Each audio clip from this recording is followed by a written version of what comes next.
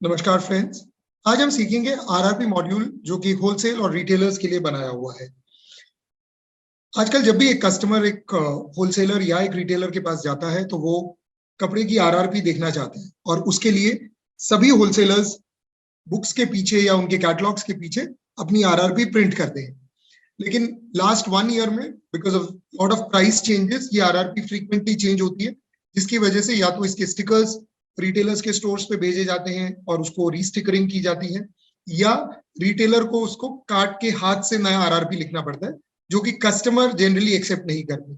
और पिछले 1 साल में तो मेरे हिसाब से आरआरपी 3 या 4 बार चेंज हुई। तो इसका एक सिंपल सोल्यूशन है आरआरपी का क्यूआर कोड जनरेट करना। ये क्यूआर कोड आप अपने बुक्स के पीछे प्रिंट कर सकते हैं और इस क्यूआर कोड को किसी भी स्मार्टफोन से स्कैन करने पे आपको जो लेटेस्ट आरआरपी है वो मिल जाएगी।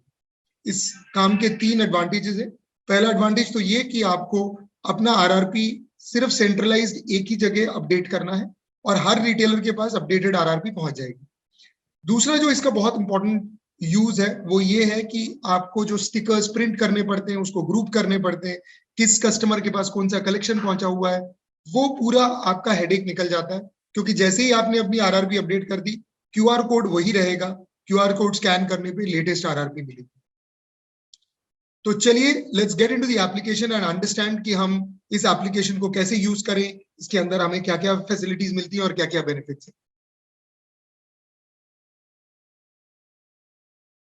तो चलिए लॉग इन करते हैं एप्लीकेशन के अंदर।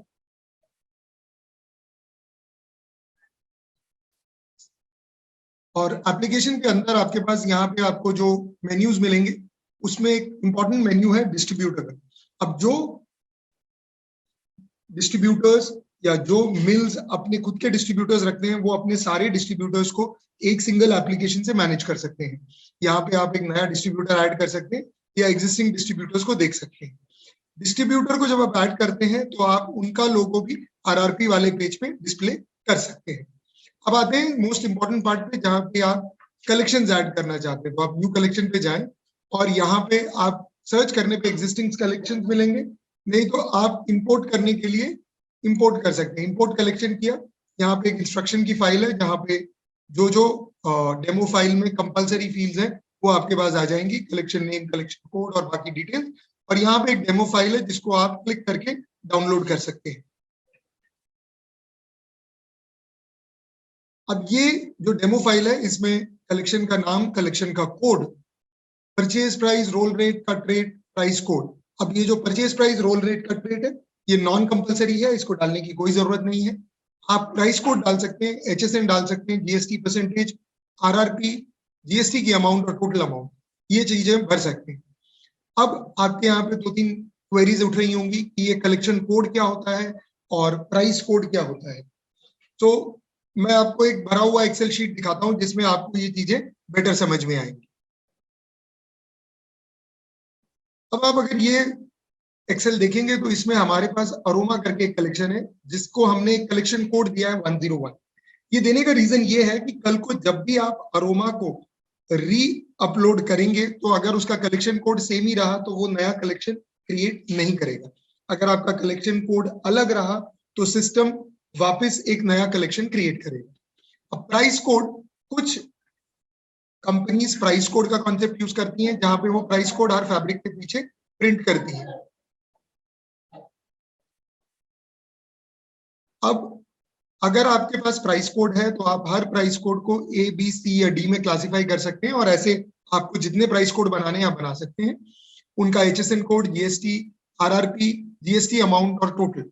ये ध्यान रखें कि यहाँ पे कोई भी फॉर्मूला अप्लाइड ना हो। यदि आप फॉर्मूले से कर रहे हैं तो उसको पेस्ट एज वैल्यूज करके पेस्ट करके फॉर्मूलेस को रिमूव करें।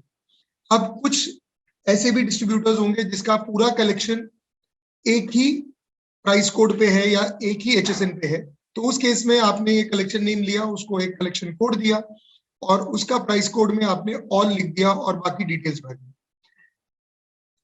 There could be other distributors जिनका प्राइस कोड का कॉन्सेप्ट नहीं है लेकिन सीरियल नंबर का कॉन्सेप्ट है और मल्टीपल सीरियल नंबर्स एक एचएसएन और एक प्राइस पे एग्जिस्ट करते हैं। तो उस केस में भी आप ऐसे अलग अलग एचएसएन कोड्स को प्राइस कोड में कॉमा सेपरेट करके डाल सकते हैं और इसे अपलोड कर सकते हैं। तो ये जैसे ही आपकी एक्सेल रेडी हो जाए इसे सेव करें और सिस्टम में अपलोड करें। यहां मैंने डिस्ट्रीब्यूटर सेलेक्ट किया और मैं फाइल सेलेक्ट करता हूं और उसे अपलोड कर रहा हूं। अपलोड करने पे हमें सारी वैल्यूज रिस्पेक्टिव कॉलम्स में दिखेंगी। इसको हम सेव करते हैं तो ये सारी कलेक्शन सेव हो गई। आप एक साथ मल्टीपल कलेक्शंस जो आपको अलाउड है आपके प्लान में वो आप बना सकते हैं। अब आप जनरेट क्यूआर कोड पे जाएंगे और यहाँ पे आप डिस्ट्रीब्यूटर वाइज या कलेक्शन वाइज क्यूआर कोड देख सकते हैं। या आप सर्च करेंगे तो आपको यहाँ पे सारे क्यूआर कोड्स मिलेंगे। इन्हें क्लिक करने पे आपको मिलेगा कि ये कैसे डिस्प्ले होगा। तो ये आपका अरोमा करके कलेक्शन है। इसके unique HS and codes, price codes, prices, GST amount और टोटल अमाउंट और ये with effect from which date है वो आपके पास आ गया है। सिमिलरली आप सेलॉक्स देखेंगे तो इसमें क्योंकि एक ही था तो ऑल सेलॉक्स करके कलेक्शन है, प्राइस कोड ऑल है और सारे आइटम्स इसके यही प्राइस कोड पे है। अब आप आर्चर देखेंगे तो इसमें आपके सीरियल नंबर वाइज क्लासिफिकेशन है और जैसा आपने एक्सेल में डाला था वैसे ही इसमें अवेलेबल है। कल को आपकी एक्सेल में कोई भी प्राइस चेंज होती है तो आप उसी एक्सेल को अपडेट कर सकते हैं। अब एक एग्जांपल के लिए मैं सेलॉक्स की जो प्राइसिंग है उसके अंदर 1 रुपए बढ़ा रहा हूं। मैं बाकी कोई प्राइस नहीं चेंज कर रहा हूं और कलेक्शंस में आप जाके इंपोर्ट कलेक्शन में इसी फाइल को आप इंपोर्ट कर सकते हैं। तो आप देखेंगे कि अभी इसकी ये नई प्राइस पॉइंट आ गई है और मैं इसे सेव कर रहा हूं। अब आप जनरेट क्यूआर कोड में जाएं और आप जब सेलॉक्स वाले कलेक्शन में जाएंगे तो आपको दिखेगा कि जो नई आरआरपी है वो डिस्प्ले हो गई है। तो ये इतना ही सिंपल है। और यदि आपको ये with effect from date change करना है तो आपके पास यूटिलिटी में सेटिंग्स है और सेटिंग्स में विद इफेक्ट फ्रॉम डेट है। अगर मैं इसे विद इफेक्ट फ्रॉम 1 अप्रैल करना चाहता हूँ और इसे अपडेट कर दूं तो मेरा जो क्यूआर कोड आएगा उसमें विद इफेक्ट फ्रॉम 1 अप्रैल आ जाएगा। अब इस क्यूआर के लिंक से हम क्यूआर कोड कैसे जनरेट करें चलिए वो सीख लेते हैं। अब आप गूगल पे जाके क्यूआर कोड जनरेटर करके सर्च कर सकते हैं और आपको जो पहली साइट आएगी द qrcodegenerator.com वहां पे जा सकते हैं और ये जो लिंक है इस लिंक को कॉपी करें और यहाँ पे यूआरएल के ऑप्शन में ये लिंक डाल दें। तो ये जो आपका क्यूआर कोड है ये आ गया। इसको अगर आपको डाउनलोड करना है तो आप इसे डाउनलोड कर सकते हैं। फाइल नेम मैंने दे दिया सेलॉक्स और इसको मैंने डाउनलोड कर दिया। तो ये जो सेलॉक्स की जो फाइल डाउनलोड हुई है अब ये आपके पास क्यूआर कोड आ गया है। इस क्यूआर कोड को आप पब्लिशर को दे सकते हैं जो वो प्रिंट करे। इसके आगे पीछे आपको जो डालना है आप डाल सकते हैं। Plus most of the QR code softwares जो आते हैं जो आपके लेबल प्रिंटिंग सॉफ्टवेयर्स आते हैं जिसे आपके प्रिंटर्स यूज करते हैं आपकी बुक प्रिंटिंग के लिए उसमें ऑलरेडी ये क्यूआर कोड जनरेट करने का जो जो कोड होता है या जो प्रोग्राम होता है वो अवेलेबल होता है। तो आपने सिर्फ ये लिंक्स देनी है और ये लिंक्स के बेसिस पे वो लोग अपना आगे काम कर सकते हैं।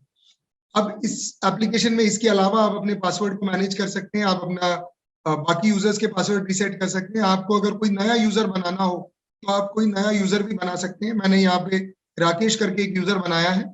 राकेश को मैंने लॉग इन विद ओटीपी दिया है। यदि आपको लगता है कि आपकी प्राइसिंग बड़ी ही क्रिटिकल है और यहाँ पे चेंज होने से आपके सारे रिटेलर्स के पास नई प्राइसिंग चली जाएगी तो आप इसको ओटीपी से प्रोटेक्ट कर सकते हैं। राकेश को उसका लॉगिन नेम और पासवर्ड देते समय आप उसके ओटीपी का मोबाइल नंबर या ईमेल आईडी अपने ईमेल आईडी पे रख सकते हैं। तो जब भी राकेश लॉगिन करेगा तो उसको उनका यूजर नेम पासवर्ड तो पता ही होगा लेकिन जब वो साइन इन करेंगे तो उनको ओटीपी मांगा जाएगा और जब तक वो ओटीपी नहीं डालेंगे तब तक वो लॉगिन नहीं कर सकते हैं। ये ओटीपी का ईमेल आ गया है।